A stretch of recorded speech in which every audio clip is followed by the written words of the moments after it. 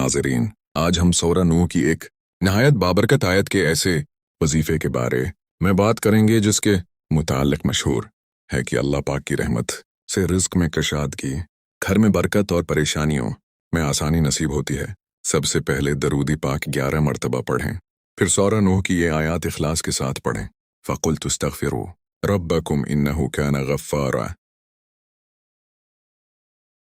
इंदरनी युरसिल السماء عليكم مدرارا ويمددكم بأموال وبنين ويجعل لكم جنات ويجعل لكم أنهارا ترجمہ मैंने कहा अपने रब से बख्शिश मांगो, बेशक वो बहुत बख्शने वाला है।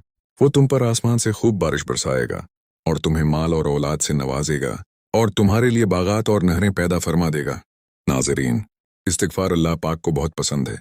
जब बंदा सच्चे दिल से अपने गुनाहों की माफ़ी मांगता है तो अल्लाह डाले उसके लिए रहमत के दरवाजे खोल देता है।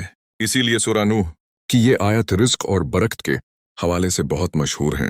इस वजीफे का तरीका यह है कि नमाज़े फजर या अशा के बाद बावजू कबला रख बैठ जाएं, 11 मरतबा दरूद इब्राहिमी पढ़ें, फिर मज़कूरा आयत 41 मरतबा पढ़ें, आखिर में दोबारा 11 मरतबा दरूद पाक पढ़कर अपने जायज़ मकासद, रिज़्क में बरकत, कर्ज़ की अदायगी और घर की खुशहाली के लिए दुआ करें।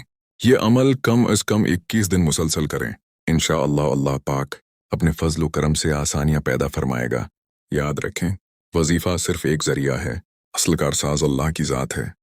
5 वक्त की नमाज, हलाल रोज़ी, वालिदैन की खिदमत और सच्ची तौबा भी रिज़्क में बरकत के अहम इसबाब हैं। अल्लाह हम सब की जायज़ हाजात पूरी फरमाए, रिज़्क में बरकत आता फरमाए और हर परेशानी को आसानी में बदल दे।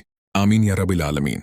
अगर आपको ये वजीफ़ा पसंद आए तो वीडियो को लाइक करें, शेयर करें और चैनल को सब्सक्राइब करना न भूलें। अस्सलामु अलैकुम वरहमतुल्लाहि वबरकातुहू।